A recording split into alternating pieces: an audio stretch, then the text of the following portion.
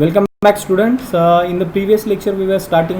We have talked about power and pointing theorem. We have gone through the statement of the power and pointing theorem, and we have written certain mathematical expression by applying a vector identity. And we came to this equation number 4, which is important because we need to take further dot product of E bar. We have taken dot product of E bar with equation number 2. We are going to take dot product of H bar with equation number 1, and then we'll try to compare. So finally the expression number 5 we got as E bar dot dou E bar by dou t is replaced by 1/2 dou E square by dou t, and we have put this in equation number 4. So H bar dot del cross E bar minus del dot E bar cross H bar is equal to sigma E square plus epsilon by 2. Why this epsilon is coming? Because epsilon is already here, we have taken it outside, and E bar dot dou E bar by dou t we can replace it by dou E square by dou t. So it is not dou t square, it is dou E square by dou t.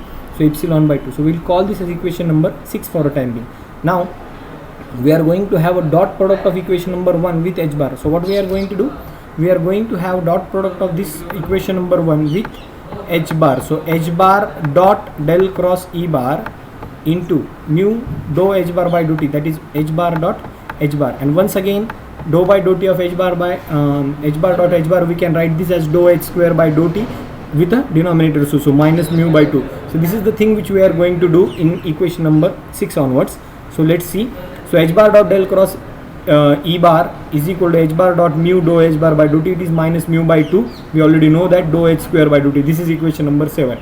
Putting the value of H bar dot del cross E bar. So this is the value of H bar dot del cross E bar we have got from equation number 7. We are going to put equation number 7 into equation number 6. What is our equation number 6? Just go back and just try to see. I am going to put the value of H bar dot del cross E bar, which we have got by taking dot product of equation number 1 with H bar dot del cross E bar. So equation number 7 we are going to put in equation number 6. So what we get? So let's left hand side. What is left hand side? Left hand side is H bar dot del cross E bar. We are going to put H bar dot del cross E bar as minus mu by 2 dou by dou t of H square.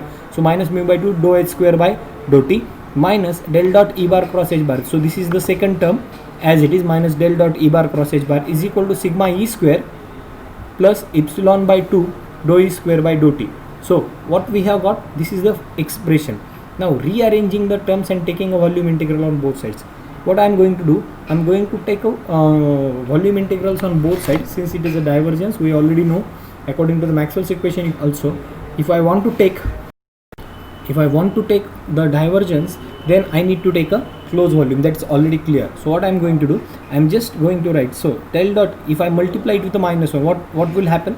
So minus will become plus, this will become plus, and so volume integral del dot E bar cross H bar is equal to, because of the multiplication of the minus, this will become minus, this will also become minus, and this plus will go on the right hand side, will turn out to be minus. So minus dou by dou t. What I am going to write? See, minus dou by dou t volume integral epsilon by 2. So I got this as epsilon by 2 E square plus 1/2 mu H square.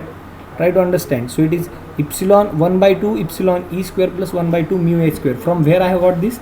So this is 1 by 2 epsilon E square, and this is 1 by 2 epsilon mu H square, and dou by dou t is already taken outside. This is a volume integral, so it is a dV, differential volume, minus sigma E square dV. Try to understand these things in the detail. This is very important to understand. This is just the mathematical expression we are following for getting the final derivation of the power and pointing source. So we are going to call this as equation number 8. Once we got this as equation number 8, applying divergence theorem on LHS of equation number 8. See, del dot E bar cross H bar dot dV, does it mean divergence of the volume? If you do remember Gauss divergence theorem, it was something like, I will just write it for you. So it is closed surface integral of d bar dot ds bar is equal to volume integral. What is the volume integral? Volume integral del dot d bar dV, del dot d bar into dV. Now I am having a right hand side, so can I write this right hand side in terms of left hand side? So I am having divergence of E bar cross H bar into dV. Can I write this as E bar cross H bar dot ds bar with a closed surface? Yes, I can write. So let's call this E bar cross H bar as a certain vector. If I denote it by capital X bar, so can I write that del dot X bar dV as closed surface integral of X bar dot ds bar? Yes, I can write. If closed surface integral of X bar dot ds bar means closed surface integral of E bar cross H bar dot ds bar. So I can write it here. So closed surface integral of E bar cross H bar dot ds bar is equal to minus dou by dou t, as it is on the right hand side, half epsilon E square plus half epsilon mu H square dv minus sigma E square dv. Now try to understand the statement. What is the statement of the Poynting theorem? Poynting theorem has told me that power flowing through any closed surface or any volume V is equal to the time rate of decrease of the energy stored within V. So if I write it here, see, so it is time rate of decrease, so it is denoted by this minus m. So time rate of decrease of the energy stored in this particular volume, that is minus dou by dou t of half epsilon E square. So this is electrostatic energy, this is magnetostatic energy, or this is electrical energy, this is magnetic energy. You might be knowing kinetic energy represented by half mv square and something like that. Similar form I have got minus dou by dt of volume half of epsilon E square. This is electric energy, this is magnetic energy over volume dv minus. Why this is minus coming? This increase, this indicates rate of decrease of the energy stored in the electric and magnetic fields, minus sigma. Sigma means what? Conductivity. Conductivity means every material has its certain conductivity, and whenever electromagnetic radiation passes through it, the ohmic losses are observed and ohmic power is dissipated, and so minus ohmic power dissipated. So total power leaving the volume. So what is this? Volume E bar cross H bar. What is E bar? E bar is electric field intensity, H bar is magnetic field intensity. So if I take cross of that, so electric field and magnetic field, it forms electromagnetic wave. So the power leaving the volume, electromagnetic power leaving the volume, since it is a closed surface means its volume is equal to the rate of decrease of the energy stored in the electric and magnetic field. Because of this minus m, we can say that it is rate of decrease minus ohmic losses, sigma E square. If you do remember Ohm's law, it's one of the interpretation of the Ohm's law, sigma E square. You just revise your basics of Ohm's law, you will observe that sigma E square, sigma is the conductivity of that material, E bar is the electric field. So sigma E square dV over the volume means ohmic power dissipated. So this statement, looking at this expression, the statement of the power and Poynting theorem is successfully proved. Okay, so equation number 9 is referred to as Poynting theorem. This equation number 9 is referred to as Poynting theorem, and quantity E bar cross H bar, this quantity on the left hand side, E bar cross H bar, if you are able to see this, E bar cross H bar on the LHS is known as Poynting vector P bar. So if I can replace this P bar as E bar cross H bar,